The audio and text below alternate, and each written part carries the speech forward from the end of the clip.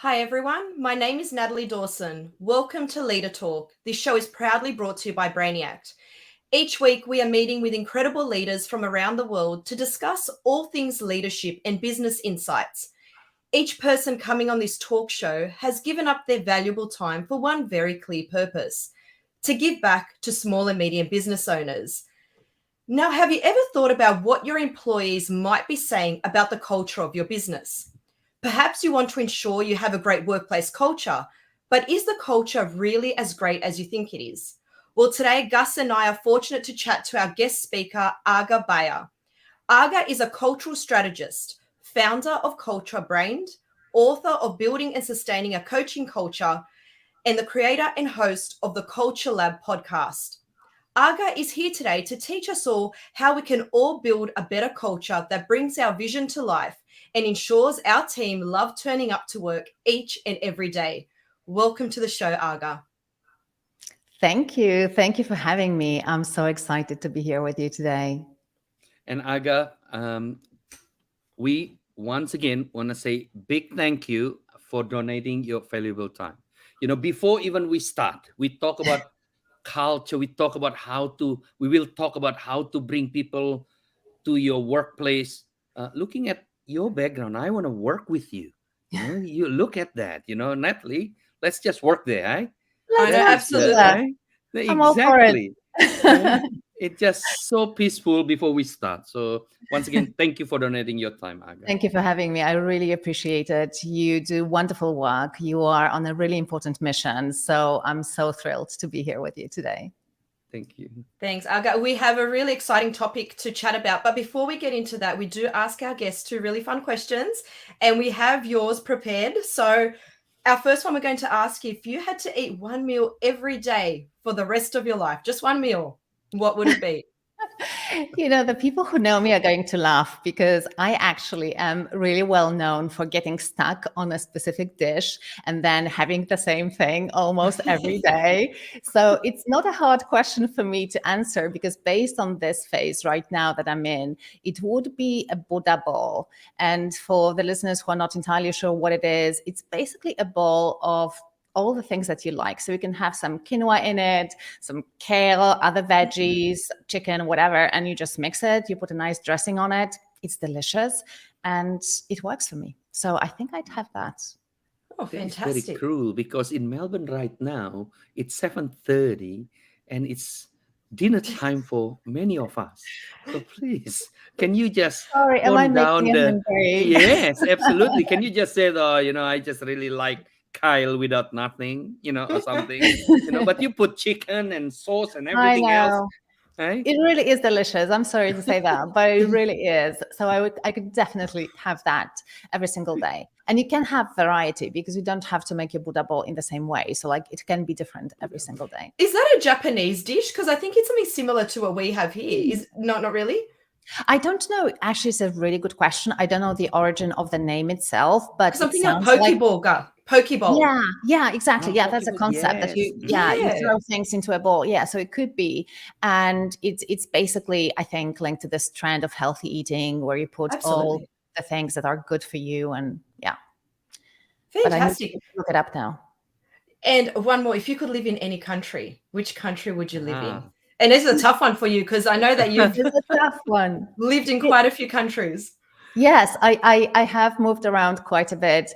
And the funny thing is that every time I move somewhere, I'm like, this is it. I really love this place. I think I could stay here forever. But in my case, I think it's safe to say nothing is forever because we have moved around quite a bit. But right now I'm based in Athens in Greece. And I think Greece is such a wonderful place to live. So I would go with Greece for now. Am I allowed to change my opinion later? Yeah.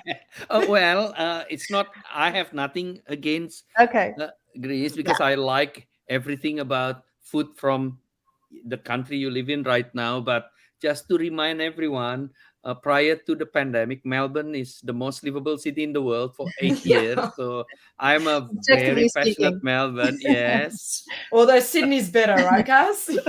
Well, now I don't know what number now, but you know, Yeah, you are lucky, I have to say. I mean, first of all, I've never been to Australia. This has to change. But of course, I know Wow. it's a wonderful place to visit and to live in. So I think we're all lucky. We live in wonderful places. absolutely. Absolutely. And now, Argo, at the beginning, we only gave a really brief introduction to you, and we were hoping you can tell both Gus and I and our audience a little bit more about yourself. Sure. So I'm the founder and CEO of a company called CultureBrained.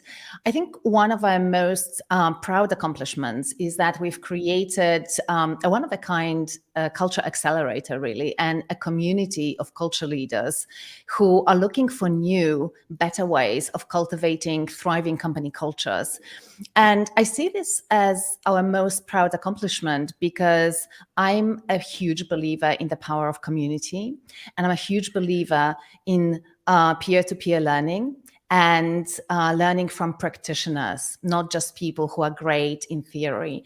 And so it's wonderful to see people coming together and exchanging notes on, what I'm doing in my company, tell me what you're doing, or, when you have a challenge, you can reach out to someone and ask, hey, how have you dealt with that in your company? So that's a really important piece of our work for me, bringing people together so that they can reinvent the future of work together. Right.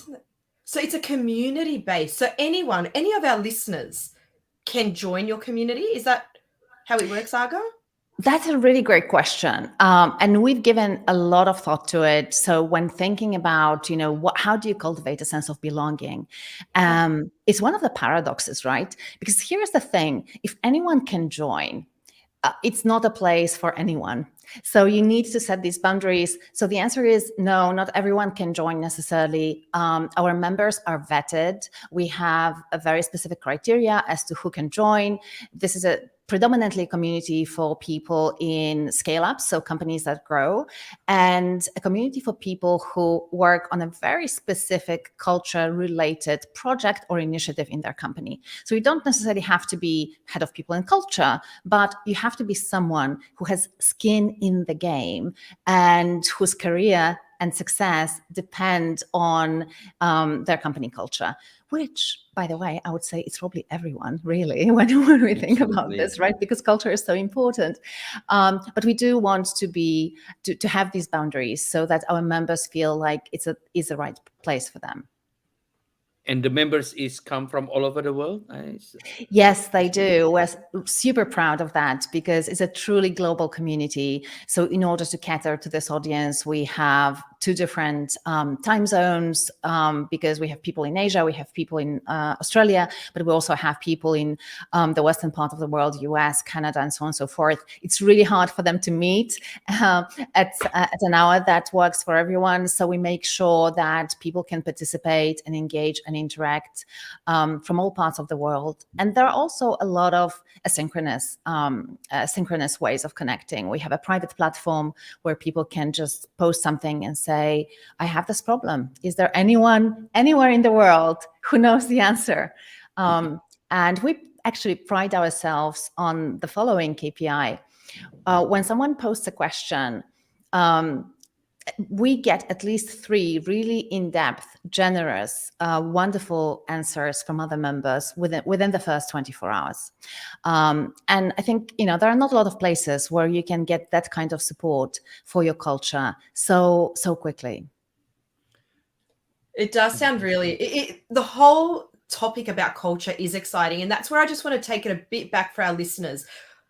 I know this is a really obvious question, but so that everyone can understand culture, can you explain really simply for our audience the difference between what is a great culture and then obviously what is a toxic culture? Because when we're talking about culture, they might just think, there's the positive, but we need to understand there is a whole spectrum. Totally. Yeah, I love this question. And I want to zoom out a little bit and first define what culture even is, right? Because I think it's important to set that context.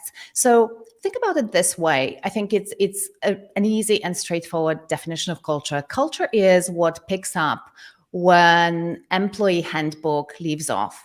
So it's basically all these informal norms that drive behaviors at work, especially when no one's looking, right? So when you know that no one will know what you did, you still do something in a certain way. This is what culture is. And so back to your question, Natalie, around what is a great culture? Yeah. My answer will be very short and very simple. And then, of course, I can unpack it. I believe that a great culture is a culture that unlocks greatness in people. In other words, a great culture is a culture that drives high performance and makes your business successful. And a toxic culture, on the other hand, is a culture where you have a lot of unnecessary friction, a lot of unnecessary drama, a lot of unnecessary or even unethical behaviors, and a lot of stuff that prevents people from being able to do the best work of their careers. So that's a simple and short way of answering, and happy to elaborate if you'd like to. Any follow-up. I have a question for you, Aga. When we talk about great culture, you mentioned before, great culture could also connecting to where great performance thriving.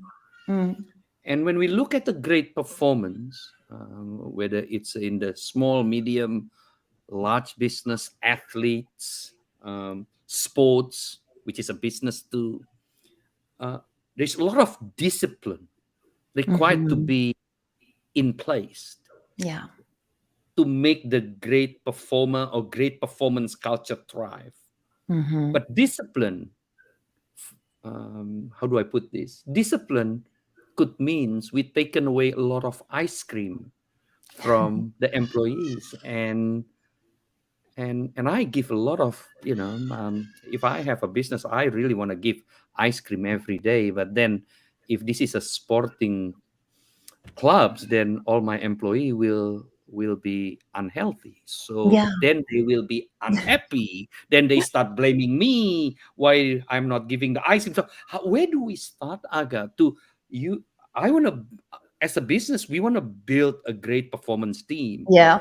Great performance team involve discipline. How Mm. do I build both of them while people still smiling when Yeah. discipline yeah. This is such a great question. And I love this question on so many different levels. I mean, even starting from ice cream. I don't know, Gus, if you know, but my first business was an ice cream factory. And one of the reasons we created that business when we were 20-something years old, completely naive, and with zero business experience, the reason was I told my friend, I will go into business with you, but only if we can find something that is going to make people smile. And he was like, ice cream. It's a really funny story because that business still exists. Is actually one of the biggest ice cream manufacturers in the Central Eastern Europe. So still going strong. So back to your question, discipline and is a great culture, a culture where people are happy. I am so glad that you asked this question because I feel very strongly about this, actually.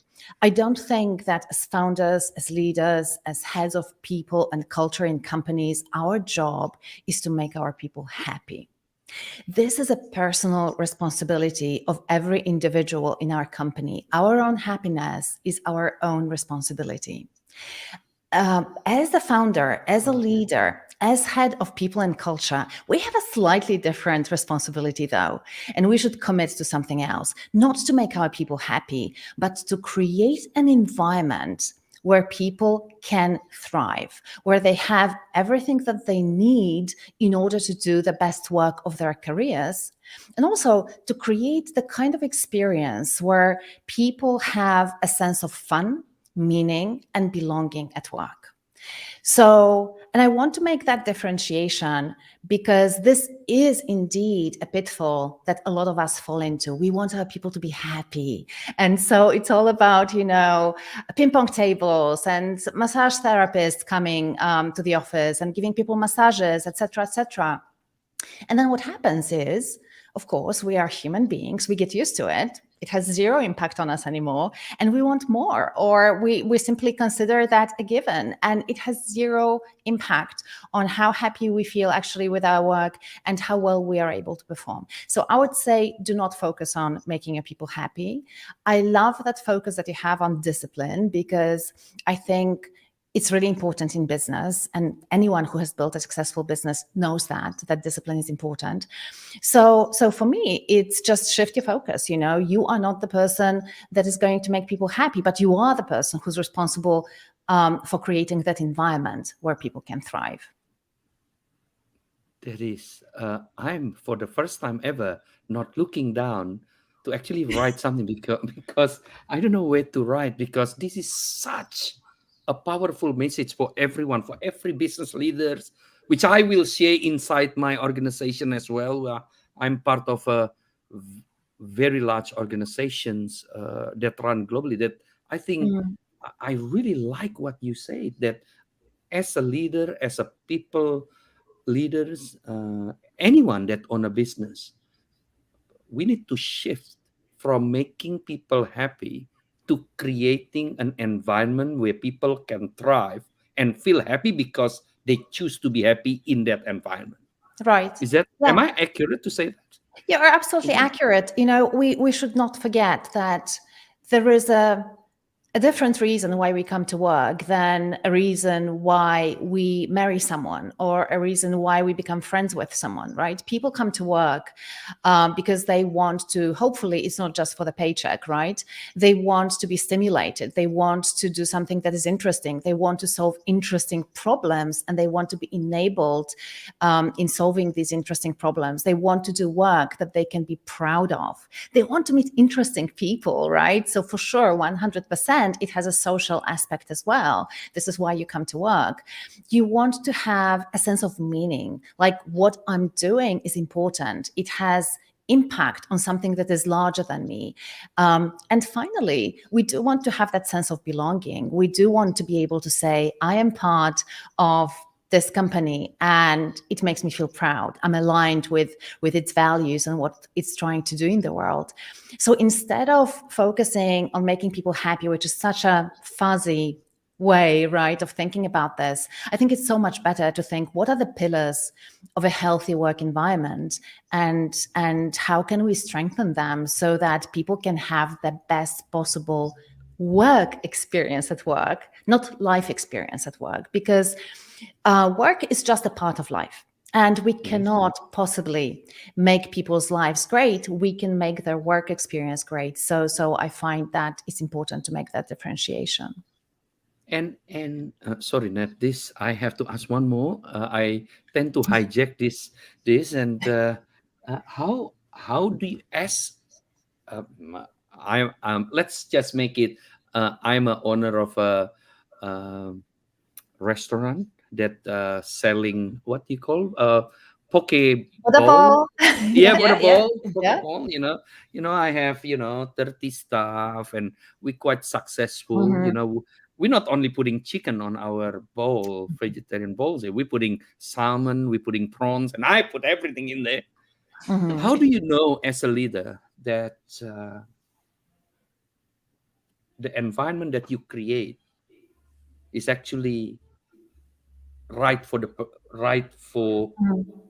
great performance culture? Like, do you have any basic, like, hey, great environment at the very least have this thing, Yes. is there any? Yeah. Okay. Yeah, absolutely. Happy to share what I think is important to look at. But a really quick answer to your question, Gus, is how do you know? You listen, right? I think, again, as leaders, and that is particularly true for people who have this entrepreneurial spirit. They have created maybe this business, this restaurant, right?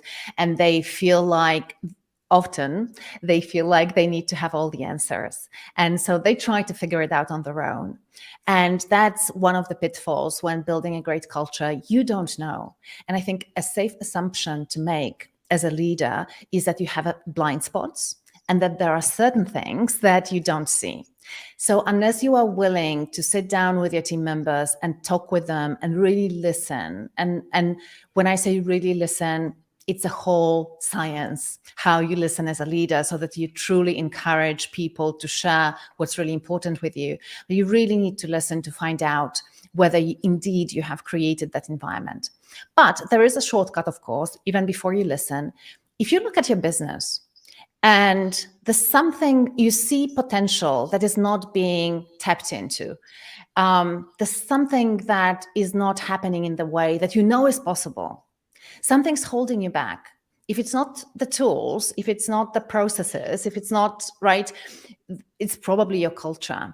And so you're probably not creating that environment. So basically, the red flags are in how your team performs and the business results that you have. Now, you asked, is there anything that I should be looking at to know, is our culture healthy? Absolutely. And actually, I've done a lot of research because this has been a question at the center of my work. And I really wanted to know what basically differentiates a high-performing team and a high-performing organization from one that struggles, especially when it comes to culture, obviously. And I've realized that the answer has been there for millennia. We've known those things, and it's pretty simple. And it all goes back to how our brains are wired and how humans operate in society, basically. So I've found 3 pillars of thriving cultures that, again, as I've mentioned, are a part of how we are wired. The first one is, as human beings, we are wired for play and having fun. Like when you look at children, we might lose it with age, but that's social conditioning. It's not our nature. They learn through play. They learn how to interact with others through play, right? And it's an incredibly important survival mechanism for human beings as well. So I've discovered that one of the key pillars of a thriving culture is what we call fun, but it's not the fun of ping pong tables and Friday pizza parties, but the joy of work itself. So the question is, do I really enjoy what I'm doing? Is it firing me up? Is it giving me energy, or is it draining my energy? And what we've noticed in our research is that the sense of fun comes from 3 things. And it was really shocking to me because my findings were exactly the same with findings of a lady called Catherine Price, who did a completely independent research, and we landed on the same findings, which I think speaks to the power of those insights. So what we notice is, number one, in order for people to have fun at work, they need to have be in flow. Right? And flow is this concept from a psychologist called Mihaly Csikszentmihalyi. I'm not going to go into a lot of details, but to be in flow, we need 2 things. One is we need to do something that stretches us out of our comfort zone. Doing the same repetitive thing every day is not going to put us into flow. So we need that. But we also need to have space to be in deep focus on the task that we are performing. So these 2 things are really important to be in flow. Then back to what else contributes to a sense of fun. When we ask people, tell me about the last time you had fun at work, they always mention other people and how they connected with others in a meaningful way.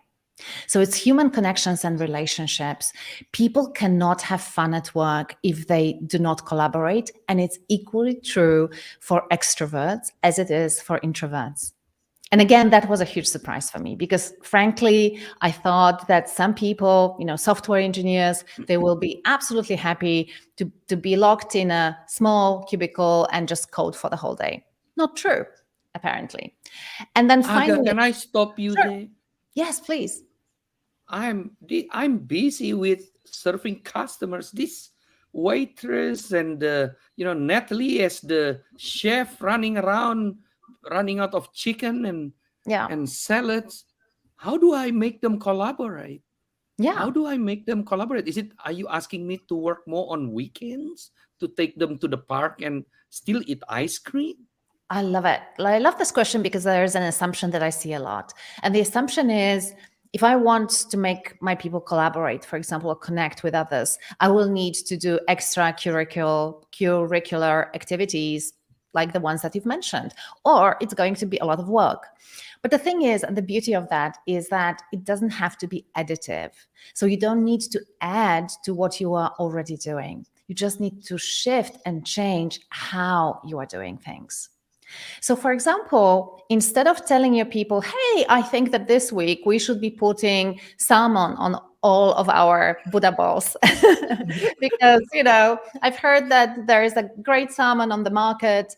Our clients love salmon. Let's do that. Let's go for that.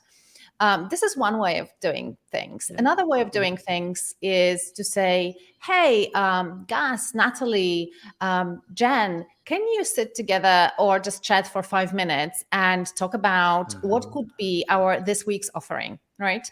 So you give people a task. You give them a task that kind of stretches them out of their comfort zone because they've never come up with an idea for a new dish, for example. So it's new to them. You give them a tiny space. It can be even 5 minutes, literally, right? A break where they have this break together. You give them a space to think about it collectively and then come up with a solution. It energizes people. It engages them. It has really positive impact. And actually, you do less work, not more work than what you were doing before. So it's not adding something to what you're doing. It's changing how you are doing it. It's a great answer. I know we bumped into that. Aga, we went back. You mentioned that there were 3 things. We spoke about fun, and then we mentioned the collaboration. What were the other 2? So the pillars are fun, meaning, and belonging. Okay. And each of them has 3 levels and 3 elements within each of them. So I started unpacking fun with you. The final element of fun is playfulness, which is simply, not taking yourself too seriously, having levity and humor. And it's so fascinating.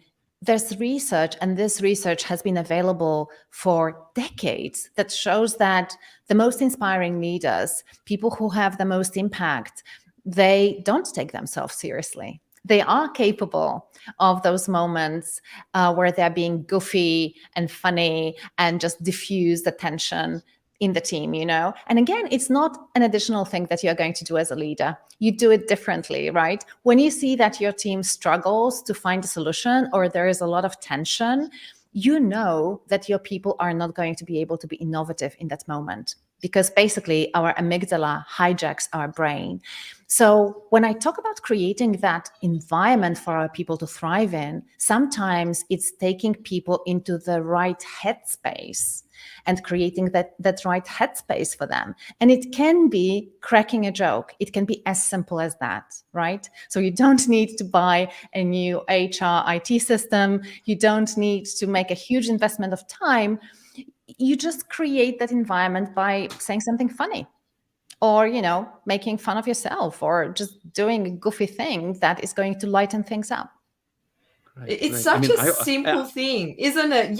Yet, when we think of those leaders that refuse to crack that joke, or they're serious, or, really strict, and, you think, lighten up. Here you are saying, just crack that joke. Have the fun with your employees, because it does affect the culture.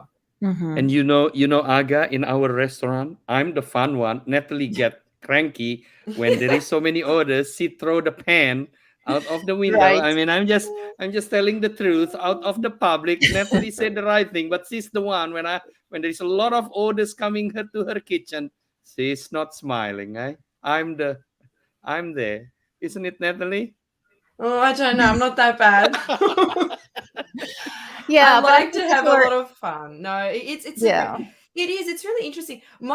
I'm just listening to all of that, and we have a common theme that comes up with our audience is always, we are so time poor, and maybe, this sounds like it is a lot of work. I don't have time for it. I'm going to park it in the too hard basket. Aga, what advice do you have for those small and medium business owners that are going, I'll leave that till next year, 2024 thing? Like, how important, or what advice would you have for them? I'm kind of answering the question here. So, what would you say to them? I would sit down with them just like I would sit down with a friend who tells me, I know that health is important and I know that I should be doing more to be healthy, but I just don't have time to do it. And I would just take them into, right, when is going to be the right time and what could be potential consequences if you end up ignoring that for 2 years. Yep. This is the problem with culture.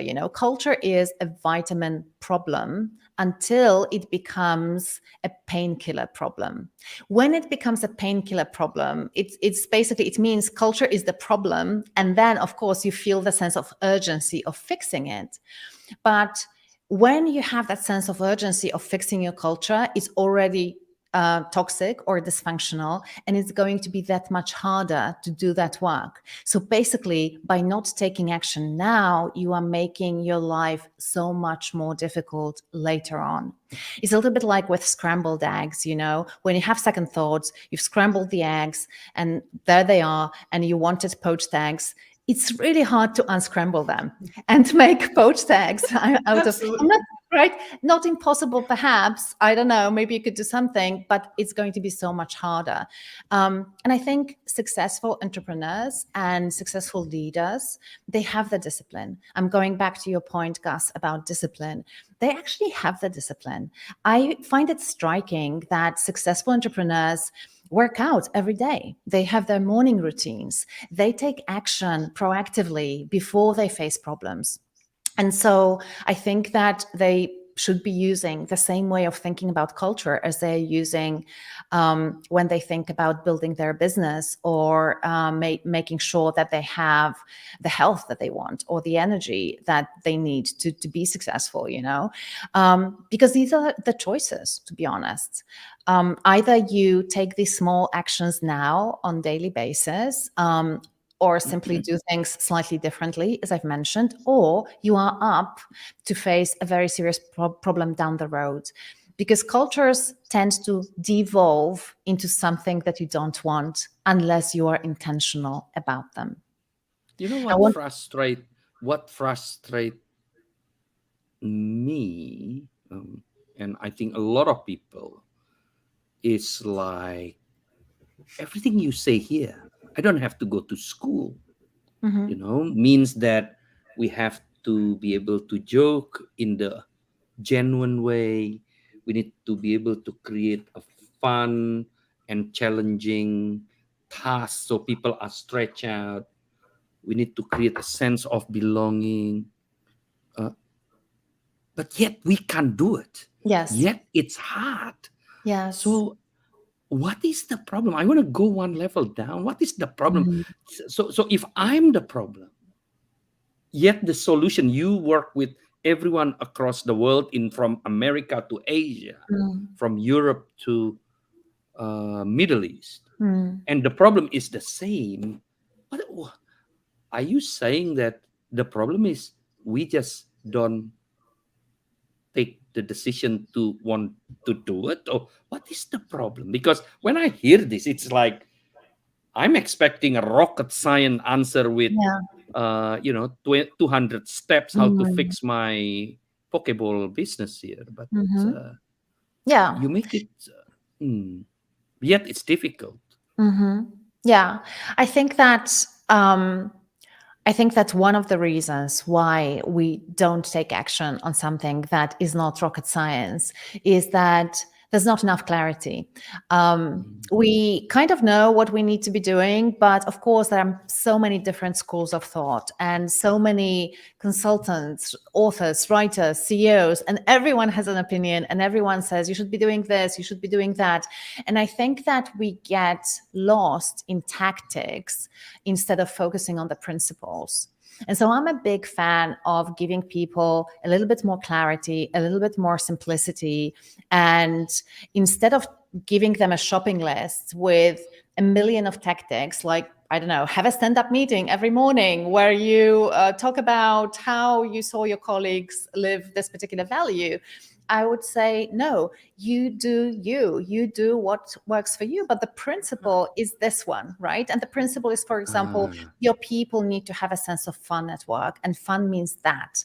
Your people need to have a sense of meaning at work. And meaning means that now you make it work for you. Because what Zappos is doing, or what Netflix is doing, it's not going to work for you. is that 100%. okay? Is that okay if in one organization, medium size, now I'm jumping from small to Mhm. medium size, where there is different departments, say finance department, sales department, the leaders create, like what you said, you need to create a fun, belonging, meaning environment, and they Mhm. do it in a different way. Uh, is that will still create a line outcomes, Mhm. or it will be, sorry, maybe my questions is not quite I think clear. it likened, Gus, I think it likened to this. Aga, once our team participated in it was a marathon. This is how Mhm. I'm envisaging this, Gus. So maybe Mhm. this will help explain it to our listeners. Correct me if I'm wrong, Aga. And there were all of us competed in different things. Someone did a 5K run, someone did a 10K run, someone did a 40, some walked the 5K run, but everything was fun to everyone at different levels. I But see. Yes, yes. as a Yeah. We team, want to run. we We all want to turned go there. up, Yeah, yeah, we yeah, did it yeah, together, and the outcome yeah, Mhm. was we raised money for, it was neuroblastoma yeah, Australia, Yes. but it was, yeah. we did it together, but everyone, fun meant different Mhm. things to different people. Is that what you mean by that, Aga? Because that's how I'm imagining it. Yeah. Yeah. I absolutely love this example. This is such a great way to illustrate it. And I'm also super happy that you've raised this issue, because clearly we need people to have space to define what it looks like for them. And clearly it's going to be different in different departments. And so this is the beauty of having a principle instead of having a recipe for people, right? So you Ah, say the principle is that now you figure out how it's going to work for you. But we know through science that this thing is a necessary thing for your team to thrive. Now, how you do it, this is entirely up to you, and this should be encouraged. So we actually encourage the companies that we work with to engage their people in conversations about what is this going to look like, both when it comes to these three pillars, but we also help our clients, the companies that we work with, to activate their values, for example. And again, if you have a value of, I don't know, being unconventional, we have a company that we work with has this as a value, being unconventional. The way it shows up in accounting, hopefully, is going to be quite different from the way it shows up in marketing. We would hope so, right? And they can yes, still use this as a absolutely. principle, but it has to be different. So it's not only it's okay, it has to be different. Otherwise, it just stays as a poster on the wall, and people cannot figure out, how do I embrace it? How do I live it? What is the value of this thing for me at work? Yeah. Such an interesting, the whole culture topic is just so interesting. And I do want to Wonderful. ask, because a lot of business owners, they're out and about, they put a lot of trust in their team, and they may not necessarily be involved with the team. Are there any, and they're thinking, oh, our culture's great. I've Mhm. got the ping pong table, I've got a pool table, I've got the massages. They're thinking it's great, Mhm. but really it's toxic. But because they're so far, like they haven't got their foot in with the Mhm. teams, they Mhm. can't see these. Are there any red flags that such leaders need to be, or business owners need to be looking Mhm. out for? Natalie, you are raising such an incredibly important point.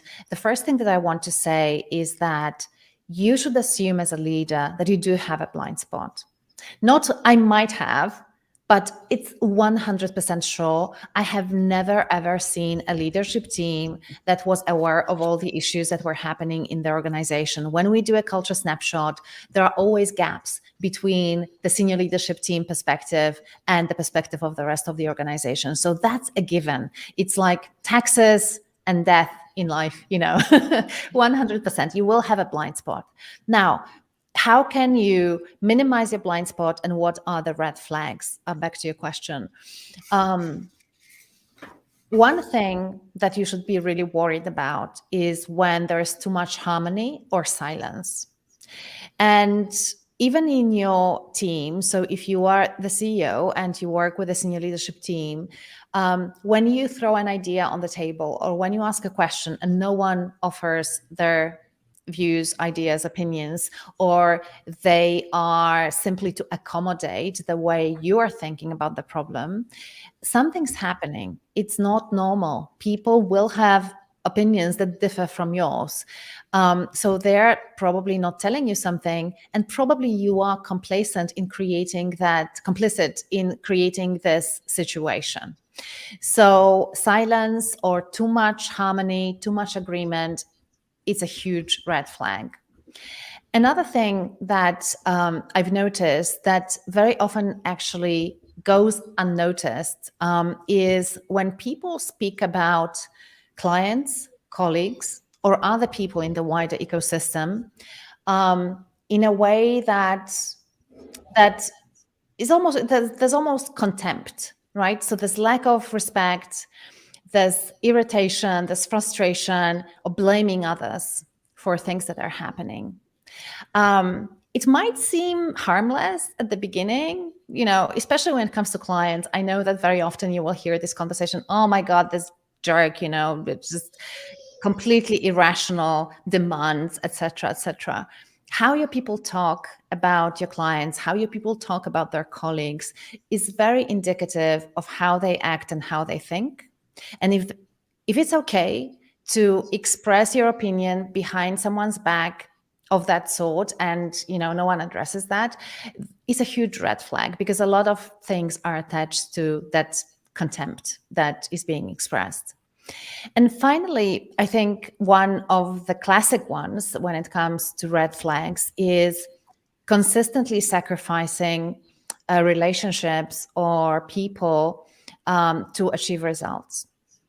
All the stuff around, we'll just pull one more all-nighter to deliver this project, and then it happens again and again and again, and you never set boundaries, or you simply, walk over dead bodies to accomplish something, etc., etc. This is very alarming. Results should never be the ultimate goal, especially in short term. So when you see that mentality, when as a CEO, your people come to you and it's clear that they are not concerned about the impact that these decisions are going to have on their colleagues, on the customers, on the wider community that you operate in, huge red flag to me. And we've seen a lot of scandals that our listeners are very familiar with in larger companies, Volkswagen, Boeing, right? Yeah. It was all about results, and of course, it was extremely toxic. But there are a lot of situations like this in smaller companies as well. It's just that they don't get that much publicity. But unfortunately, if you drive results only and don't take care of your people are not going to take care of results, and it's a shortcut to disaster, basically. That is super interesting. Yeah. Sorry, go Gus. Assume that we already there in the toxic way. Mm-hmm. This restaurant is so toxic, and I'm just listening to this podcast, and everything is wrong, including me as the owner, Natalie as the head chef. We fight every day. Everyone not happy. The waitress talk about the customer that comes. Like, we are just it. We are in the bottom of the floor right now, and our money limited to. I can. Am I sacking myself and getting someone to fix it, or I sack the team and get the new one, and let's just forget everything that I've done in the last 10 years, creating this chaos, and start everything again? Where do we start? Now it's toxic. Yeah. I admit it. Yeah. I have a blind spot. I create this. Yeah. I now understand why Natalie get angry every single day cooking the salmon. Yeah. Where do I start now? Listen, you are already one step ahead of many of Buddha Bowl restaurants out there, right? Because you are acknowledging that you have contributed to this situation. What we see very often is that people at the top are trying to find fault with their team members rather than looking at themselves and asking themselves, how have I contributed to creating this environment? And again, if there is one thing that is 100% sure, is that as the founder or creator or the owner of that restaurant, you have contributed to this situation big time, hugely. And so the first step is really reflect, what have I been doing that has created this mess? And the second question to ask yourself is, what am I ready to do now to move the needle in the right direction? And the first step, if you want to be taken seriously by your team, is to be open and humble about it and say, I've recognized that I've made many mistakes over the past whatever months. And I now know that this was not the right way to go. And this is what I intend to do going forward. And then the name of the game is basically walk that talk. So be consistent and you change fast. You change fast before you demand anyone else in your team changes. Otherwise, and people will typically want to jump to the next stage, which is right. But I do have a couple of bullies on my team, or I do have toxic people, et cetera, et cetera. And so shouldn't I address that? Of course you should. No question about it. And maybe actually the way you have contributed to the situation is that you haven't held these people to account. That might be the issue. So if that's the issue and that's the action, then you need to make sure that these behaviors are being addressed. I think that depending on the culture that you want to cultivate, but I would assume that the culture that you want to cultivate is a culture where people can improve and grow and correct their mistakes. So I'm a big believer in giving people a second chance, but being radically candid about what has gone wrong and what you expect in the future. And having that agreement that going forward, I will no longer be able to accommodate these behaviors or accept this situation. So let's figure out how we move forward from here.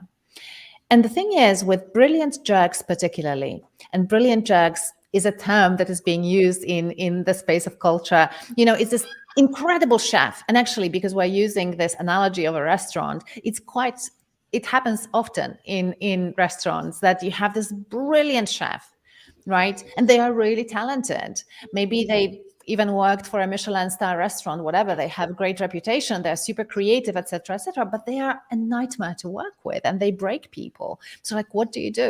Do you accept that behavior because they are still capable of creating amazing menus and dishes, or do you address that? Well, if you don't want to have a toxic culture, you need to address that. That's the hard part of the work. You cannot tolerate brilliant jerks on your team if you want to have a healthy culture, full stop. I love that term. It's just an interesting one. And, you do hear it often. You've got someone in the team that is so valuable. They know something technical that no one else does. So it's like, no, we'll just keep them on the team. And yet it's affecting everyone. Mm-hmm. And it's what you've said, you've got to work towards something. These are the conditions. We can't tolerate this. It's such an important thing to address. Yeah. Yeah. And, one of the things that we don't do often enough or well enough is once we have this conversation, are we making ourselves available to support these people to make the changes? Because obviously, if someone has always behaved a certain way and they believe this is their recipe for success, it's not going to be easy. And they will need some help and support to change that behavior and rewire their brain because, what got them here worked. So suddenly you tell them, stop being a jerk, stop behaving this way. How do they know that it's still going to produce great results? They don't. So they need support in that. And I think especially in small businesses where resources are limited, obviously, very often you can't hire an executive coach for your chef, for example. So, it will have to be you. You will have to be there and help them find new, better ways of working with their colleagues. And they are tough discussions, aren't they, Alga? Like, it's not easy to have these discussions with someone who performs well, but they are bringing and delivering a toxic culture. 100%. I want to acknowledge that and respect the fact that these are terrifying conversations, because, if you have in a restaurant a chef, if they leave, it can destroy you, right? Or at least it's going to be incredibly disruptive to your business, and you are going to go through hell to find a replacement and find a person that fits the business and the concept, et cetera, et cetera. So it is terrifying. And I want to acknowledge that. But avoiding having these conversations, unfortunately, is not producing positive results. It's not an option for me. What is a good option, a better option, is learning how you can do it well. How can you have a great conversation that is difficult, but at the same time leads to constructive results? There are plenty of resources, plenty of materials. One of the approaches and a book that I like is Difficult Conversations, very straightforward title, and there are a lot of tools that people can use to learn from. And even if you Google it, how to have a difficult conversation, you'll get so many hits. So I get it. You might not have a budget to go to training or time, but you can still learn a few principles that you can use and apply in your conversations with your colleagues. And dealing with your own community, that businesses across the world, you see business can change, culture can be developed if these are executed. Yes. And actually, I've been doing this work for more than 20 years now. And before I create CultureBrained, I was leading consulting teams in companies like Korn Ferry and Hay Group and PricewaterhouseCoopers. And so all of these companies have amazing tools to measure culture. And because it's been a 20 plus journey of consulting, I've seen these shifts that were measurable. So not only I think that it's possible, but I've seen it change. So we've been with clients for 10 years, and every single year they would do a snapshot of the culture, and you could see how culture was improving and how the results would follow the improvements in their culture. So there's evidence and data that shows that if you invest in your culture, your business is going to do better. And also what's important and heartbreaking, we've seen these organizations that had this evolution throughout a period of 10 years, always getting better and better every single year. And then a CEO changed, and it was all back to base one. So I just want to say that, because I know that people who are listening are predominantly leaders in small and medium-sized businesses. You are important. You are important, and everything that you do is incredibly important. It has disproportionately huge impact on your culture. And so really walking the talk and being the change that you want to see in your company and role modeling what you want to scale as your company grows, it should be your number one priority. There's nothing more important than that. Not for your culture, for your business and for your business results. It's a domino effect. Absolutely brilliant advice, Aga. And I'm looking at the time. This topic is one that both Gus and I are really passionate about. And, we could talk for ages. But for those listeners that do want more information, you've got so much knowledge to share, and, there's this community set up. Is there somewhere where the audience can go for more information? Yes, absolutely. I think the best place to go to is my website, which is agabajer.com. It's agabajer.com. You can explore that. We have a lot of free resources. We have my podcast there and the book, and the community is there on the website as well. And one of the places where I am, not physically, but definitely virtually every single day is LinkedIn. So you can please follow me on LinkedIn, connect through LinkedIn. message me through LinkedIn. I'm really happy to hear from people and see how I can help. So I think these are two best places to go to. My book is available on Amazon and in many bookstores, so people can check that out as well. And I'd love to hear from you, actually, because one of the things that I love in my work is to know what are the pain points, what are the problems, what do people struggle with most, because it really helps us um, deliver the impact that we want to have if we know what people struggle with. So yeah, absolutely, reach out, let us know. Amazing. And we are reaching the end of the show. So Gus, I'm going to hand it over to you to summarize. I know there was a part that you didn't write because you are so engaging, Aga, really passionate and engaging, and you do forget to write. So I hear you, Gus. Yeah, this is the part where sometimes I really like it and sometimes I actually hate it. And in this instance, I hate it because I just want to say that I learned a lot just for the past 1 hour. I think the insight and the depth of your understanding and making it so simple for us all to understand, and hopefully for our audience are amazing. I really hope that whatever I write here, I actually write like 4 pages, but it's all over the place because every time I write, I cross it. So I really hope I do justice on this. But once again, if it's not accurate, please visit AGA websites. We will have all AGA informations on Brainiac website as well for you to tune in and get more details. So this, let me start with this. Culture is what employee take off when the company handbook is taken. That's what you said. Basically, after every rule is taken off and you are by yourself or your employee in the corner of the building, what he or she doing is that's When no what one's watching. represent what no one listening, what the culture is all about. Great culture is where great performance can thrive. We as a leaders, as a business owner, need to create an environment where sense of belonging, meaning, and fun are available. And this is the three things that you talk about. And obviously, we can go in depth if we have this for 3 hours. But I think really, I love this one. Number one, you said play and having fun beyond ping pong and providing pizza.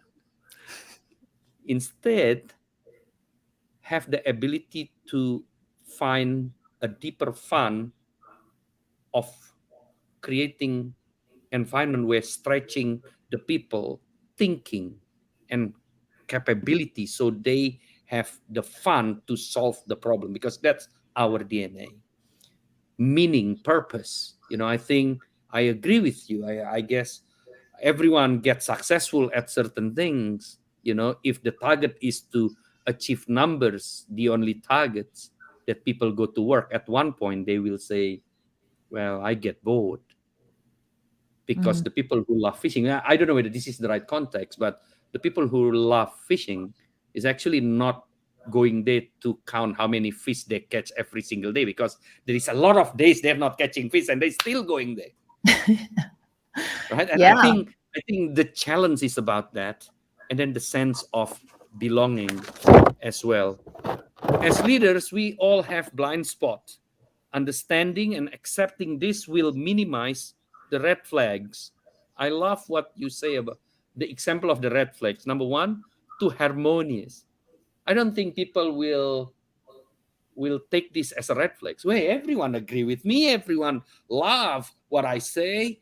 Every time I rock up, everyone smile. Every time Natalie throw that pan out of the kitchen, everyone also agree. Everyone harmonious, but it could be a problem, and especially when there is silence in your group or organization. Negative conversations is another red flags. Leaders who are not aware about their expectation and the impact of their expectation, especially around health, safety, and culture, can bring the company down. Basically, that's how I take it. Culture is not a one night process. So So unfortunately, if you're not actually doing this and watching the red flags every day, one day you wake up, it's already toxic. And when it's already toxic, uh, you as the leaders have to eat the humble pie and you need to act first.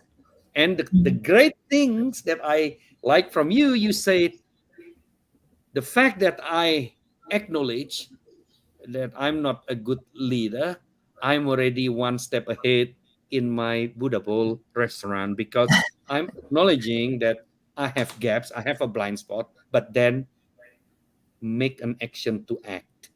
Mm. Do not tolerate brilliant jerk that obviously kill the organization. I think this is something that's difficult, but once again, you as the expert see it so many times. We tolerate this, we kill our business.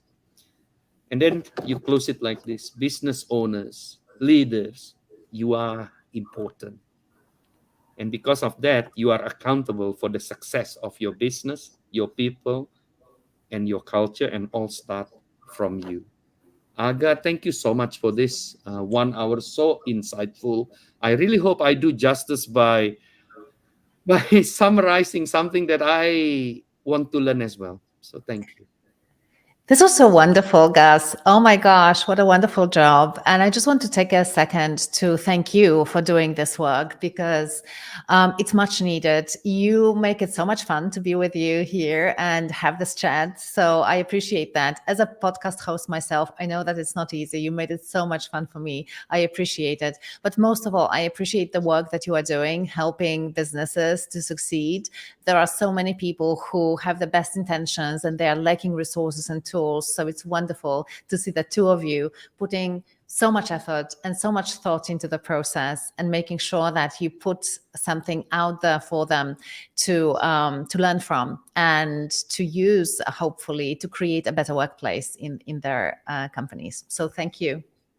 Thank you. Thank you, Aga. It's been an absolute pleasure. I know I've learned a lot. And the analogy of the scrambled eggs, Gus, I had to make a note because you didn't mention that. When you said the toxic culture, liken it to a scrambled eggs because it's hard to go back to a poached egg. We'll never forget that whenever I eat scrambled eggs now moving forward. So thank you. It's been an absolute pleasure chatting to you, Aga. It was a pleasure for me too. Thank you. Thank you. And thank you everyone for tuning in. For more information on Leader Talk and for some great resources to help your business grow, check out brainiact.com.au. Thanks everyone. Bye.